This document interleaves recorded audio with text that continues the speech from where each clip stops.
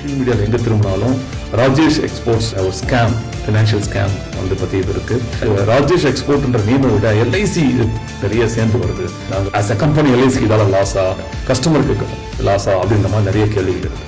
உண்மை என்னன்னு உங்ககிட்ட விளக்கிறதுக்காக சோஷியல் மீடியா வந்து இந்த மாதிரிலாம் வந்து ஒரு ஹைப்பரை கிரியேட் பண்றதுக்காக ஒரு நியூஸை விட்டு மக்கள்கிட்ட வந்து ஒரு அதிர்ச்சியும் ஒரு பயத்தை உருவாக்குற அந்த வேலையை முதல்ல நிறுத்திட்டு உண்மையான டேட்டா என்ன நடந்தது அப்படின்றத பத்தி இந்த டேட்டாஸ் எல்லாம் வந்து பப்ளிக்காக எல்லாமே அவைலபிள். யாரு வேணா கூகுள்ல போய் ChatGPT போய் நீங்க எல்லா விஷயத்தையும் எடுத்துடலாம். அப்படி இருக்கும்போது வந்த விஷயம் வந்து ரைட்டா தப்பா அப்படின்ற விஷயத்த இது முக்கியமான விஷயம். எல்ஐசிக்கு இது பெரிய லாஸா, எல்ஐசி பணம் போட்டவங்களுக்கு லாஸா அப்படின்னு பார்க்கும்போது. வணக்கம், என்னோட பேர் சசிகுமார். நான் எல்ஐசியில் சீனியர் பிசினஸ் அசோசியேட்டா ஒர்க் பண்ணிட்டு இருக்கேன். ஒரு நீண்ட நெடுதூரம் பயணமுடைய ஒரு அனுபவத்தை வச்சிருக்கேன். நான் இன்சூரன்ஸ் செக்டாரில் ஒர்க் பண்ணாலும் ஃபினான்ஸ் எனக்கு ரொம்ப பிடிக்கும் அப்படின்றதால ஃபினான்ஷியல் பிளானிங்ல இன்வால்வ் ஆகணும் அப்படின்றதுக்காக நிறைய புத்தகம் படிக்கிறது, அதை பற்றி ஸ்டடி பண்ணுறது ஒரு 20-25 இயர்ஸ் நான் பண்ணிட்டு இருக்கேன். அது மட்டும் இல்லை, இந்தியன் ஃபினான்ஷியல் மார்க்கெட்டை டீப்பாக வாட்ச் பண்ணிட்டு இருக்கோம். ஆஸ் எ இன்வெஸ்டராக மட்டும் இல்லை, அது சம்மந்தமாக கிளாஸ் எடுக்கக்கூடிய ஆளாகவும் அந்த வாய்ப்பு எனக்கு கிடைச்சிருக்கு. ஸ்பெஷலைசேஷன் வந்து MBA வந்து ஃபைனான்ஸ் பண்ணியிருக்கோம். இந்த ஒரு பேக்ரவுண்டை இன்னைக்கு சில கருத்துக்கள் நான் பரிமாறிட்டு இருக்கேன். இப்போ சமீபத்தில் வந்து பார்த்தீங்கன்னா சோஷியல் மீடியாவில் எங்கே திரும்பினாலும் ராஜேஷ் எக்ஸ்போர்ட்ஸ் அவங்களுடைய வந்து பார்த்தீங்கன்னா ஒரு ஸ்கேம், ஃபினான்ஷியல் ஸ்கேம் வந்து பற்றி இருக்கு. செபி வந்து பார்த்தீங்கன்னா June 3 அன்னைக்கு வந்து ஒரு ரிப்போர்ட்டை வெளிப்படுத்திருக்காங்க. அதுலேருந்து நிறைய விஷயம் வந்திருக்கு. இது ரொம்ப முக்கியமான விஷயம் பார்க்குறது, ராஜேஷ் எக்ஸ்போர்ட்ன்ற நேமை விட எல்ஐசி நிறைய சேர்ந்து வருது. எல்ஐசி இதில் பெரிய அமௌண்ட் இன்வெஸ்ட் பண்ணியிருக்காங்க. ஆஸ் அ கம்பெனி எல்ஐசிக்கு இதால லாஸா, கஸ்டமருக்கு லாஸா அப்படின்ற மாதிரி நிறைய கேள்விகள் இருக்கு. உண்மை என்னன்னு உங்ககிட்ட விளக்குறதுக்காக இந்த வீடியோ நான் இங்கே பண்ணியிருக்கேன். நம்ம நாட்டில் வந்து பார்த்தீங்கன்னா சோஷியல் மீடியாஸ் ரொம்ப முக்கியமான பங்கு வகிக்கிறாங்க. ஒரு ஜனநாயக நாட்டில் சோஷியல் மீடியான்றது வந்து பார்த்தீங்கன்னா ஒரு முதுகெலும்புன்னு கூட சொல்லலாம். ஆனால் என்னோட அன்பான வேண்டுகோள், சோஷியல் மீடியா வந்து இந்த மாதிரிலாம் வந்து ஒரு ஹைப்பரை கிரியேட் பண்ணுறதுக்காக ஒரு நியூஸை விட்டு மக்கள்கிட்ட வந்து ஒரு அதிர்ச்சியும் ஒரு பயத்தை உருவாக்குற அந்த வேலையை முதல்ல நிறுத்திட்டு இந்த மாதிரியெல்லாம் வந்து பொதுநலன் கருதி வெளியிடக்கூடிய இந்த மாதிரி நிகழ்ச்சியில் வந்து பார்த்தீங்கன்னா உண்மையான டேட்டா என்ன நடந்தது அப்படின்றத பற்றி நீங்கள் அலசி ஆராய்ஞ்சு அதுக்கப்புறம் வெளியிட்டால் ரொம்ப சந்தோஷப்படுவோம் நாங்கள் எல்லாமே. காரணம், இந்த டேட்டாஸ் எல்லாம் வந்து பப்ளிக்காக எல்லாமே அவைலபிள். யார் வேணா கூகுளில் போய் ChatGPT போய் நீங்கள் எல்லா விஷயத்தையும் எடுத்துடலாம். அப்படி இருக்கும்போது வந்த விஷயம் வந்து ரைட்டா தப்பா அப்படின்ற விஷயத்தை நம்ம கொஞ்சம் 2 நிமிஷம் அனலைஸ் பண்ணலாம்னு பார்க்குறேன். ராஜேஷ் எக்ஸ்போர்ட் நடந்த ஸ்கேம் வந்து பார்த்தீங்கன்னா அது வந்து செபி வந்து ஒரு அறிக்கை கொடுத்துருக்காங்க. அது சம்பந்தமான டீட்டெயில் விஷயம் தான் அரசாங்கம் இதுக்கு மேலே சொல்லுவாங்க. நம்புறோம் அந்த விஷயத்தில் நம்ம போக வேண்டாம். இது முக்கியமான விஷயம், எல்ஐசிக்கு இது பெரிய லாஸா, எல்ஐசி பணம் போட்டவங்களுக்கு லாஸா அப்படின்னு பார்க்கும்போது சில டேட்டாஸ் பார்த்தா நீங்க புரிஞ்சுக்கலாம். உங்ககிட்ட சில விஷயம் நான் ஷேர் பண்ண விரும்புறேன். உங்கள் பார்வையில் உள்ள, நீங்கள் முதலீடு செய்து உள்ள எல்ஐசி நிறுவனம் எத்தகைய பிரம்மாண்டமான நிறுவனம், அது என்னென்ன சொத்துக்களையும் என்னென்ன முதலீடுகளும் கொண்டுள்ளது என்பதை நீங்கள் தெளிவாக தெரிந்து கொண்டால் இந்த நிறுவனத்தின் முதலீடு, அதன் பாதுகாப்பு, நம்பகத்தன்மை போன்ற விஷயங்களை தெளிவாக புரிந்து கொள்ளலாம். எல்ஐசி நிறுவனம் 32 கோடி வாடிக்கையாளர்களை கொண்ட உலகில் பிரம்மாண்டமான நிறுவனம். இந்தியாவில் எந்த ஒரு நிறுவனத்திற்கும் 32 கோடி வாடிக்கையாளர்கள் இல்லை என்பதே மிகப்பெரிய உண்மை.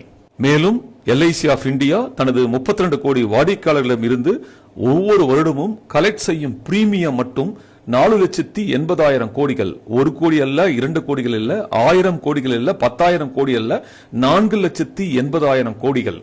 மேலும் ஒரு நாள் கலெக்ஷன் மட்டுமே 1315 கோடிகள். ஒரு நிறுவனம் தினசரி ஒவ்வொரு நாளும் 1315 கோடிகள் தனது வாடிக்கையாளரிலிருந்து வசூல் செய்கிறது என்றால் அது எவ்வளவு பெரிய பிரம்மாண்ட நிறுவனம் என்பதை புரிந்து கொள்ளலாம். மேலும் இந்த நிறுவனத்தின் சொத்துக்கள் 2ஆக பிரிக்கப்பட்டுள்ளது. அசையாத சொத்துக்கள், பிக்சட் அசெட் அப்படின்ற விஷயம் AUM மட்டும் பாத்தீங்கன்னா 57 லட்சம் கோடிகள். 57 லட்சம் கோடிகள்.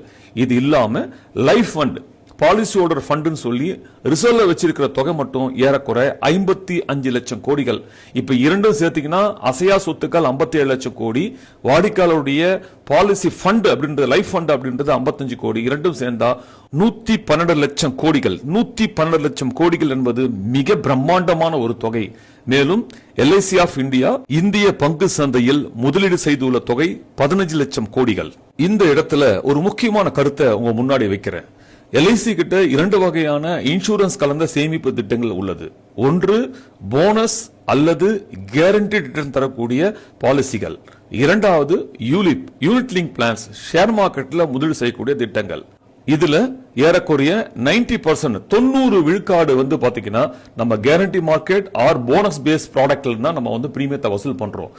இப்படி வசூல் பண்ணக்கூடிய பிரீமியத்திலேயே அதிகப்படியா 20% மட்டும்தான் ஷேர் மார்க்கெட்ல இன்வெஸ்ட் பண்ண முடியும். இந்த உண்மையை எல்லாரும் தெரிஞ்சுக்கணும். 20% மேல இன்வெஸ்ட் பண்ண முடியாது. ஆனால் கடந்த 30-40 வருடமாக எல்ஐசி 17% மேல ஷேர் மார்க்கெட்ல இன்வெஸ்ட் பண்ணது கிடையாது. ஆக எல்ஐசி போனஸ் பேஸ்ட் பாலிசிஸ் மற்றும் கேரண்டட் ப்ராடக்ட்ல இருந்து ரிசீவ் பண்ணக்கூடிய தொகையில 80% அரசு சார்புள்ள நிறுவனங்களிலும் 20% தான் அதிகப்படியா ஷேர் மார்க்கெட்ல இன்வெஸ்ட் பண்ண முடியும். அதுல 17% மேல இதுவரை முதலீடு பண்ணதே இல்லை. அந்த 17% தொகையும் இதோட சேர்ந்து unit link plans share market related திட்டங்களால் விற்கக்கூடிய பிரீமியம் இரண்டும் சேர்ந்து தான் 15 லட்சம் கோடிகள் ஷேர் மார்க்கெட்ல முதலீடு பண்ணிருக்காங்க. அப்ப நீங்க எல்ஐசில வந்து கேரண்டட் பிளான் மற்றும் போனஸ் பேஸ் பிளான்ல சேமிப்பு செய்திருந்தீங்கன்னா உங்களுடைய சேமிப்பு தொகையில 80% வந்து பாத்தீங்கன்னா அரசு சார்புடைய நிறுவனங்களிலும் 20% தான் அதிகப்படியா ஷேர் மார்க்கெட்ல இன்வெஸ்ட் பண்ணிருக்காங்க. மத்திய அரசாங்கம் செக்ஷன் 37 ஆஃப் லைஃப் இன்சூரன்ஸ் ஆக்ட்ல வந்து பாத்தீங்கன்னா 100% கவர்மெண்ட் கேரண்டி கொடுத்திருக்காங்க.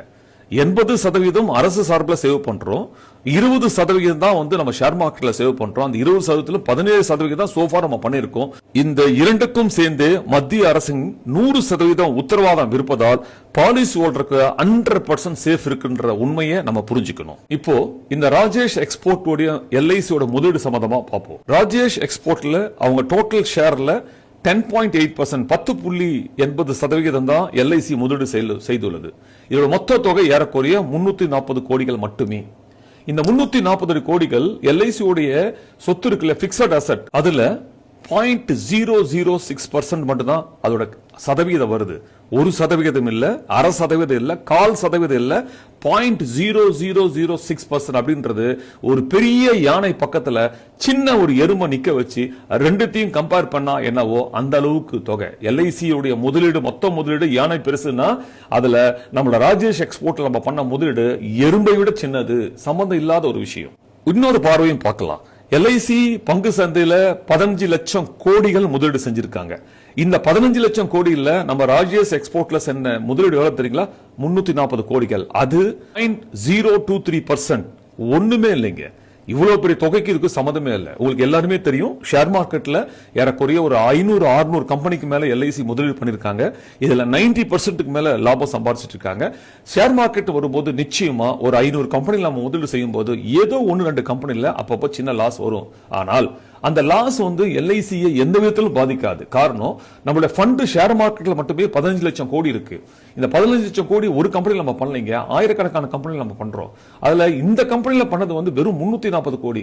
15 லட்சம் கோடிகளுக்கும் அதுல இருந்து ஒரு சின்ன தொகையை எடுத்து 340 கோடிக்கு ஒரு இடத்துல நம்ம முதலீடு பண்றோம்னா அதோட சதவிகிதம் என்ன, அது எந்த அளவுக்கு அந்த கம்பெனி பாதிக்கும் நம்ம புரிஞ்சுக்கணும். ஷேர் மார்க்கெட்ல இந்தியாவில் அதிகப்படியான முதலீடு செய்யறது எல்ஐசி ஆஃப் இந்தியா, அதிக லாபம் சந்திக்கிறது எல்ஐசி ஆஃப் இந்தியா தான். அப்படி இருக்கும்போது எங்கேயாவது ஒரு இடத்துல சின்ன ஒரு லாஸ் வருதுன்னா அது இல்லாம நம்ம ஷேர் மார்க்கெட்ல முதலீடு செய்ய முடியாது. அதனால இந்த நிறுவனத்துக்கு எந்த பாதிப்பும் கிடையாது. எல்ஐசி ஆஃப் இந்தியா ஒரு அரசு சார்பு நிறுவனம். கடந்த 70 வருஷமாக இந்திய மக்கள் கிட்ட சேமிப்பையும் இன்சூரன்ஸையும் பழகி கொடுத்த ஒரு நிறுவனம். தொடர்ந்து லாபகரமா இயங்கி வர நிறுவனம். இந்தியாவிலேயே உலகத்திலேயே மிகப்பெரிய ஒரு நிறுவனம். 70 வருஷமாக கிளைம் செட்டில்மெண்ட்டை சரியான நேரத்தில் கொடுத்துருக்கோம். 70 வருஷமாக மெச்சூரிட்டியை மிக சரியான நேரத்தில் கொடுத்துருக்கோம். இப்பேற்பட்ட ஒரு நிறுவனத்தில் தவறுகள் நடக்க வாய்ப்பே கிடையாது. LIC of India Indian share மார்க்கெட்ல கடந்த 40 வருஷமாக தொடர்ந்து மிகப்பெரிய ஒரு இன்வெஸ்டரா இயங்கக்கூடிய ஒரு நிறுவனம்.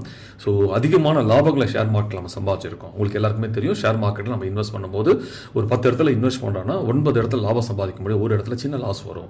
அது எந்த விதத்திலையும் அந்த ஃபண்டை பாதிக்காது.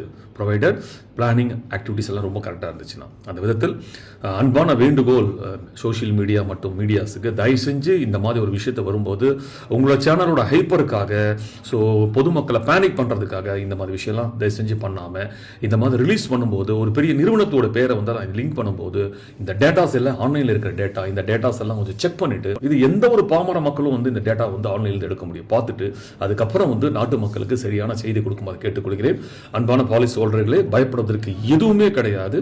இது எல்ஐசியோட பர் டே கலெக்ஷன்ல 2 மணி நேரம் கலெக்ஷன் 350 கோடின்றது. இது எல்ஐசியோட பர் டே கலெக்ஷன்ல 2 மணி நேரம் கலெக்ஷன் 350 கோடின்றது. லாஸ் வர வாய்ப்பு கிடையாது. ஒருவேளை அப்படி லாஸ் வந்தா கூட எந்த பாதிப்பும் உருவாகாது. இதே மாதிரி ஒரு 7-8 வருஷத்துக்கு முன்னாடி ஐடிபிஐ பேங்க் எல்ஐசி வாங்கும் போது இதே மாதிரி பரப்பப்பட்டது. அதில் வந்து ஒரு பெரிய ஒரு லாபத்தை எல்ஐசி சம்பாதிச்சிருக்கு அந்த பேங்க்ல இன்வெஸ்ட் பண்ணது மூலம். சமீபத்திலேயே டேட்டா உங்களுக்கு எல்லாம் கிடைச்சிருக்கும். அதனால இது எல்ஐசியோட டர்ன் ஓவருக்கு, எல்ஐசியோடைய சிஸ்டத்துக்கு இந்த 350 கோடி அந்த நிறுவனத்துக்கு 10% 350 கோடியா இருக்கலாம். பட் எல்ஐசிக்கு ஒரு 2 hours கலெக்ஷன். இது எந்த விதத்திலும் எல்ஐசியோட இன்வெஸ்ட்மெண்ட்டையோ அல்லது பொதுமக்களையோ இது பாதிக்கவே பாதிக்காத விஷயம் அப்படின்றத தாழ்மையா அவங்க முன்னாடி தெரிஞ்சுக்கிறேன். இது முழுக்க முழுக்க கம்பெனி சார்பாக நான் பேசல, என்னுடைய பர்சனல் அனுபவத்தால, பர்சனல் இன்ட்ரெஸ்டால நான் பப்ளிக் இதை கொண்டு வரதுக்காக பேசியிருக்கேன். அனைவருக்கும் நன்றி, வணக்கம்.